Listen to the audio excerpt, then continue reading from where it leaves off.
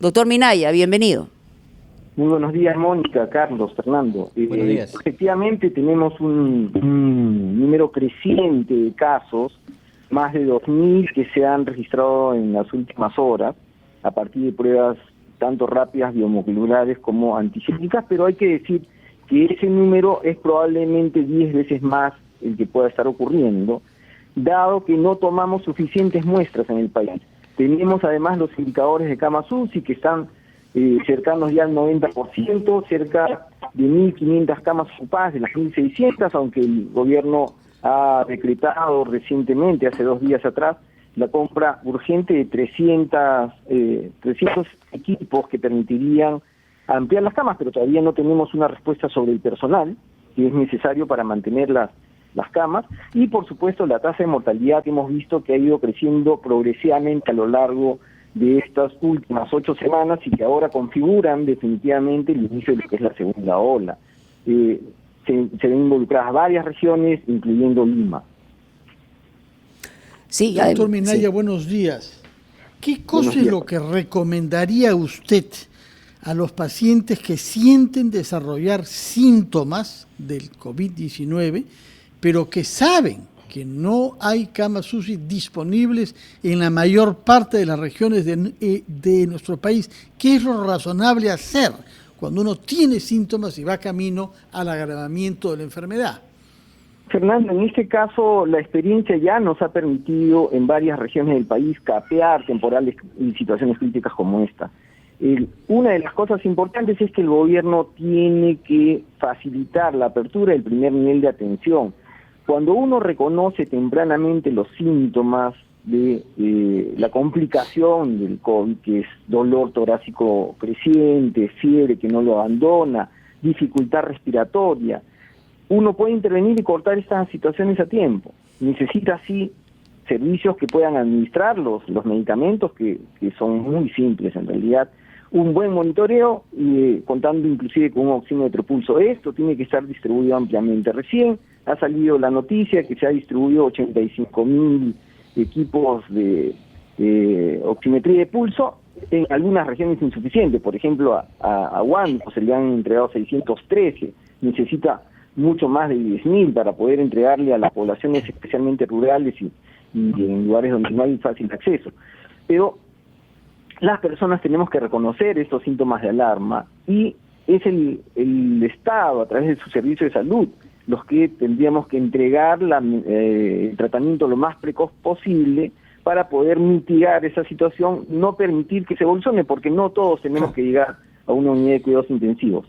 Doctor Minaya, de acuerdo a las cifras que se presentan en el nivel de contagios y fallecimientos en todo el país, ¿se hace necesaria para usted la posibilidad de un retorno a la cuarentena, al confinamiento? Ayer el presidente de la República en una entrevista no lo ha descartado. Ha dicho que obviamente si es que se llegan a los niveles terribles de mayo y junio pasados, esto podría considerarse. Pero ¿cuál es su opinión como especialista? Creo que esta situación debió haberse decidido hace varias semanas atrás. Hace aproximadamente 8 semanas estamos alertando diversos especialistas de este incremento sostenido de casos, de la positividad de las pruebas, del número de fallecidos, del agotamiento de las camas UCI. Pero sumamos a esto la necesidad de que hayan intervenciones a nivel de las regiones, de los distritos, de ciertas zonas. No necesariamente tiene que entrar todo el país, porque el comportamiento no es homogéneo, pero en aquellos lugares donde ya tenemos presencia importante de una epidemia que no está siendo controlada, deberíamos haber tomado ya las previsiones para retroceder en la liberalización de las actividades económicas, porque aquí hay que ser concretos. Estamos permitiendo el funcionamiento de los restaurantes, está bien, se necesita, pero podríamos atender en delivery. No tendríamos por qué permitir aforos tan grandes de algunas actividades. Hay actividades religiosas, gimnasios, cines, etcétera, que están funcionando, aparte de la actividad sin control que hemos tenido en mercados en el momento en que se han realizado las compras de Navidad, ¿no? Claro. Doctor Minaya, ha habido, por lo menos hasta lo que yo sé, en cuanto a los especialistas que se han expresado, 2 grandes errores en la primera ola. Una ha tenido que ver con la evaluación del tamaño de la epidemia, con el rastreo que se ha hecho con pruebas rápidas que no servían para efectivamente saber exactamente cuántos estaban contagiados. Y en segundo lugar, tratar a todas las regiones de manera igual, que eso no nos ha permitido tener una visión muy clara. Se proyecta, según el MINSA, que al menos habrán 800.000 contagios más, estamos en más de 1 millón. Es decir, y también se tiene que tomar en cuenta el tema de la carga viral, que es algo que es fundamental en el manejo de la epidemia. Es decir, ¿qué es lo que no debemos repetir en esta segunda ola? Porque la segunda ola ya está en algunas regiones, la proyección es muy complicada y más allá de las actividades, digamos, económicas, hay cosas que hemos hecho mal y no deberíamos repetir. La primera de ellas es no centrarnos absolutamente en los hospitales, es el complejo del servicio de salud desde el primer nivel a los hospitales el que nos va a ayudar a responder. El segundo es una estrategia amplia de comunicación, porque no se trata nada más de difundir las medidas de prevención, también hay que difundir, y eso lo he pasado yo personalmente en una experiencia en la conducción en la región Loreto, donde teníamos la necesidad de que la gente supiera los síntomas de alarma y pudiéramos rápidamente poder atenderlos. La gente llegaba tarde, eso está sucediendo en este momento. Una cosa paradójica en esta situación hoy es que tenemos una ocupación de 64% de las camas hospitalarias, pero tenemos 92% ya el día de hoy de ocupación de las camas UCI. La gente no está llegando a tiempo a atenderse en realidad, entonces si tenemos una lectura propia de eso, y está llegando más a las unidades de cuidados intensivos. Otros elementos pasan por la necesidad de que tomemos pruebas moleculares. Hoy más que nunca tenemos una variante que es la británica, que de acuerdo al comportamiento histórico que hemos tenido, eso ya ha sucedido en esta misma epidemia a inicios entre finales del mes de enero y marzo, fue reemplazada la cepa original que se generó en Wuhan por una variante, y esa fue la que impulsó la pandemia a nivel del mundo. Esta variante va a ser predominante en el mes de marzo. Vamos a ver, y va a empujar con una mayor carga viral, con una mayor afectación de los jóvenes, con una mayor capacidad de transmisión de las personas. Ciertamente. Doctor Minaya, le pedimos por favor unos minutos, vamos a ir a una pausa aquí en Ampliación de Noticias y retornamos con más. Seguimos en Ampliación de Noticias, Fernando Carballo, Carlos Villarreal y quien habla, Mónica Delta, conversando con el doctor Percy Minaya. Él ha sido viceministro de Salud Pública y su especialidad, además de médico, es epidemiólogo. Hay más preguntas, por cierto. Adelante, quería preguntarle, doctor, ¿cuál es la causa por la que está aumentando el contagio, no solo en el Perú, sino en la mayoría de los países del mundo, creo con la excepción de Nueva Zelanda y Vietnam, pero países que lo estaban haciendo muy bien como Uruguay se hallan ante una curva en aumento como la nuestra, y en Europa, Alemania? Es decir, por cierto que hay causas que sabemos muy bien que tienen que ver con la indisciplina, pero parece que hay algo más, puesto que es un fenómeno que se produce en casi todos los países del mundo. Fernando, yo creo que uno de los principales impulsores es efectivamente la conducta nuestra, después de largo tiempo, prácticamente un año de confinamiento en algunos lugares. Es explicable por una de las razones, pero decía que esta situación ya ocurrió en el mundo. Hay una variante que se detectó a finales de enero y que ocurrió en China en enero del 2020, que es la 614G, que atacó rápidamente el Reino Unido, que bueno, es el primer lugar donde se detectó, porque tenemos un excelente sistema de vigilancia genómica ahí. Entonces, el Reino Unido tenía 38% de mutaciones en el mes de febrero y pasó a tener cerca de 62% en el mes de marzo. Italia, que fue el primer país de Europa mucho más afectado, en el mes de enero, después de haber tenido inicialmente la cepa de Wuhan, la original, pasó nada más en 3 semanas a tener 91% de aislamientos que correspondían a esta mutación. En el Perú, llegamos a tener 79% de los aislamientos con esa mutación. Y probablemente esa es la situación que explique por qué es que se difundió tan rápidamente, porque esa característica de la mutación que se identificó en aquella oportunidad es que era bastante más transmisible. La que tenemos actualmente, la variante británica, la llamada variante británica, es mucho más transmisible inclusive que la mutación de la que estamos haciendo referencia.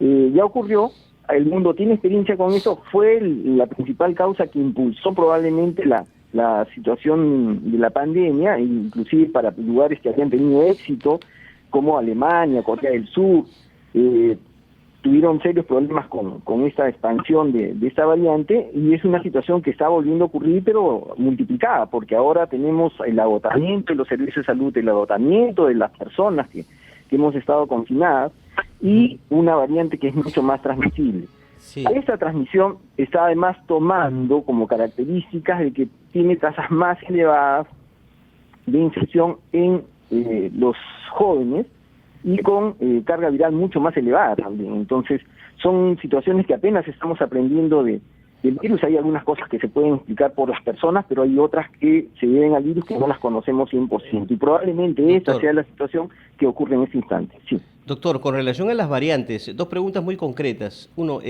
¿pueden reducir la eficacia de las pruebas que se practican, las PCR y antígenas?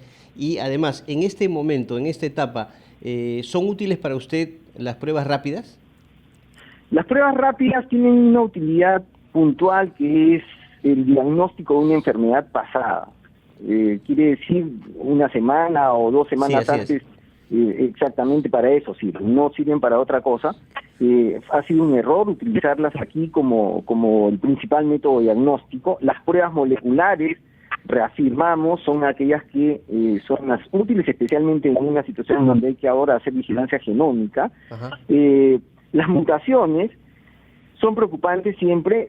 Hay miles de mutaciones que suceden en el coronavirus. La que estamos detectando en Gran Bretaña es muy importante, se ha expandido rápido en el mundo, son cerca de 50 países ya que la tienen. En el Perú debemos tenerla mucho más amplia de la que inclusive suponemos. Hace unos días atrás se anunció el primer caso, pero recordemos que este tenía 13 días de evolución en el momento que se ha declarado, y hay por lo menos un medio centenar de gente que había llegado solo en el mes de diciembre desde Gran Bretaña al Perú. Entonces, doctor Minaya, sí.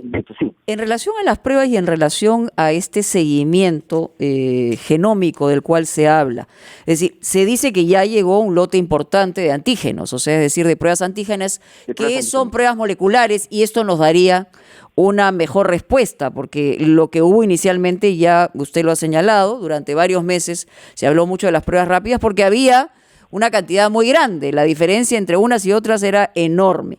Pero ¿qué cosa es seguir en esta vigilancia genómica? ¿Y por qué no lo hemos hecho? ¿Por costos? La vigilancia genómica es un complemento, si se quiere, de la vigilancia epidemiológica y la vigilancia de laboratorio. La vigilancia epidemiológica lo que va a hacer es contarnos casos, características. La de laboratorio nos va a permitir identificar y cultivar los virus. La genómica es una especial. En este caso no es el 100% de todas las pruebas, se hace una fracción de ellas, y lo que identifica son las variaciones en los virus, en la composición de los virus. Con eso es que se ha detectado la variante británica, pero también se han detectado en el mundo otras variantes en Sudáfrica y en Brasil, que son mucho más preocupantes inclusive. Por suerte están en menor prevalencia. Esta es la mutación E484K, que está en el receptor de pico, y está asociada hasta ahora, en lo que se sabe, a una caída de la eficacia de la vacuna. Pero obviamente, para que pueda afectar la capacidad de la vacuna de poder protegernos, de pasar muchas mutaciones y muchos años probablemente. Entonces, ¿qué es importante acá? Identificarlas, saber que están circulando, cortar los brotes, contenerlo, tomar muestras, para eso es necesario, muestras moleculares, hacer el contact tracing, poner en aislamiento y cuarentena cuando se necesita para poder contener esos brotes. Es la forma de evitar la propagación de estos virus que son mutantes. Yo le quería reiterar la pregunta anterior, doctor, quedó pendiente. ¿Esta nueva variante del coronavirus puede reducir o distorsionar la eficacia de las pruebas ya existentes, pruebas PCR y antígenas? No, felizmente la variante británica no ha afectado la capacidad de las pruebas ni de la antigénica, ni de la molecular, ni siquiera de la prueba rápida. Y tampoco la capacidad de protección de las vacunas. Esta es una variante que está en el pico, si bien afecta la transmisibilidad, las otras características de código genético continúan adelante, ¿no? Aunque tiene 20 mutaciones importantes, ninguna está afectando estas consideraciones, ni para el diagnóstico ni para la protección. Muy bien, está muy claro lo que nos ha señalado doctor Minaya. Hay que tener en cuenta todos estos detalles. Además, estamos, decíamos, inmersos dentro de una campaña electoral. No es prometedor el futuro en el sentido estricto de la pandemia y de la epidemia, y tampoco de los comportamientos ciudadanos. ¿Por qué? Porque lo que estamos viviendo hoy no solamente son las variantes y que se haya detectado los casos aquí en nuestro país, sino el comportamiento que hemos tenido durante el mes de diciembre, están teniendo los resultados en el mes de enero, y eso nos genera no solamente preocupación, sino una alerta específica y mayor. Vamos a ir a una pausa, gracias por estar con nosotros y regresamos luego de titulares.